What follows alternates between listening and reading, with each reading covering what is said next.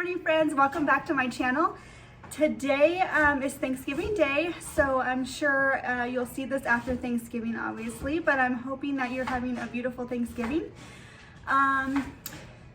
We woke up to about 15 degrees this morning, and it's nice and crisp and chilly here, a couple inches on the ground. But I am spending the weekend with my brother and sister-in-law, and I'll kind of take you along on our meal for today. We are doing, what are we doing?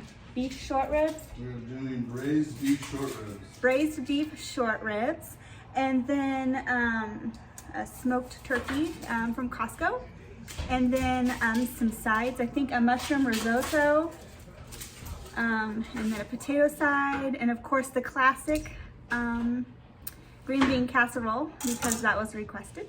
So anyway, I'm hoping that you're having a great day, and I hope you'll join me. All right, so for the main dish, we're doing the braised beef short ribs. And so we got the Dutch oven here, and the short ribs came from the meeting place in Hillsboro, Oregon. All right, so this is the recipe for it. And we're chopping up some onion, and then we have oregano, thyme, rosemary, bacon, celery, and some locally grown organic carrots.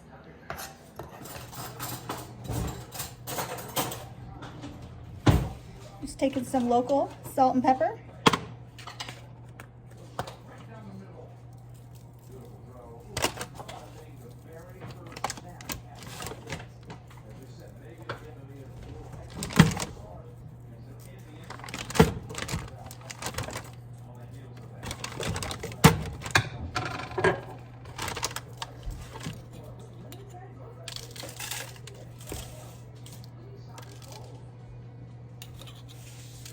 You're going to want to go ahead and start by preheating your oven to 350 degrees, and then I'm just waiting for this oil to heat up.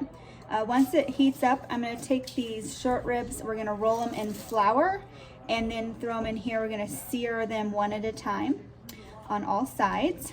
And I have over on the side here, I preheated about 3 cups of beef bouillon. Piece them together.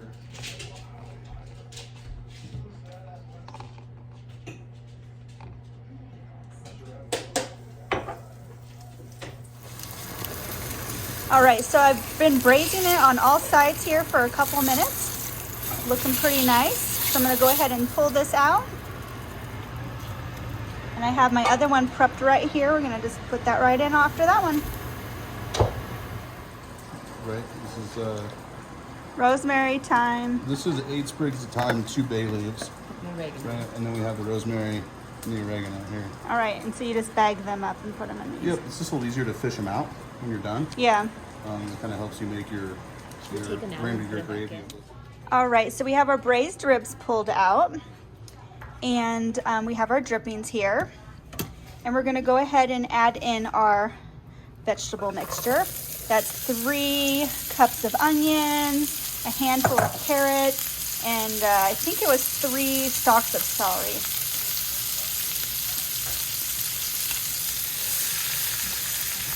So we're just gonna go ahead and let these cook down until they're translucent. And then we're gonna add the next ingredients. I'm gonna go ahead and sprinkle about 3 tablespoons of flour.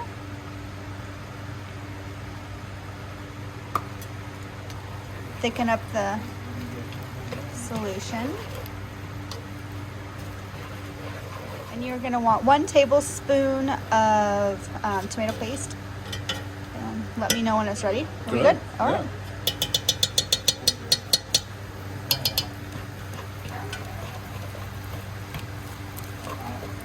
It's probably not the right tool to do this, but... Well, we're staying in a rental house, so we're limited on what we have here.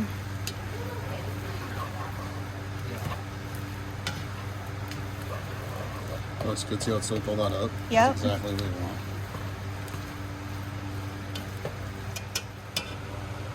All right, once those ingredients are well incorporated, we're gonna go ahead and add in a bottle of white wine of your, not white, red wine of your choice.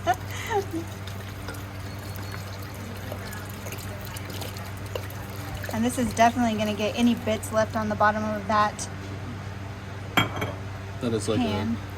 a $8 bottle of Costco wine, Yeah, but it's perfect. Costco's a great place to buy cooking wine. All A little more right. heat. Yep, we're gonna turn the heat up a little bit more, and then we're gonna go ahead and add in the braised ribs.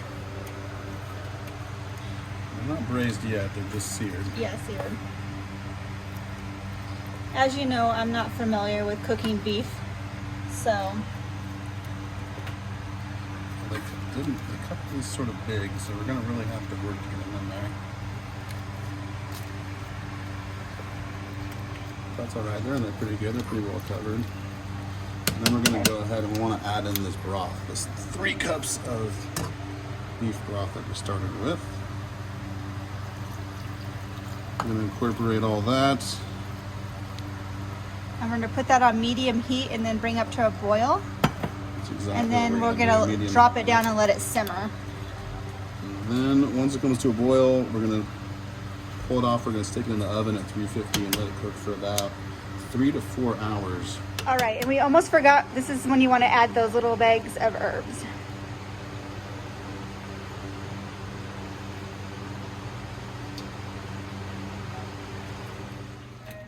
Yeah, that's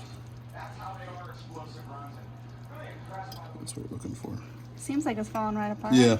Now it's going to be hard to keep it on the bone is the problem. So what we're going to do now is we're going to pull these out, try to keep the meat on the bone, separate dish, bowl, whatever it's going to be, and then we're going to strain this, what's left, and try to get all the heavy vegetables, get the seasoning bags out of here.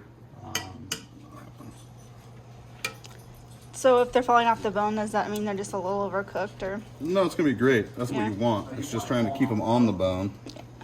Because the Oh, to presentation, enjoy it? the presentation looks nice when they're on the bone, in my opinion. Very like traditional. So the smoked turkey is out of the oven, just resting. And then we did a, just this Great. good old green bean casserole. And then over here, we're getting ready to make, or I'm not doing it, my brother's making a mushroom risotto.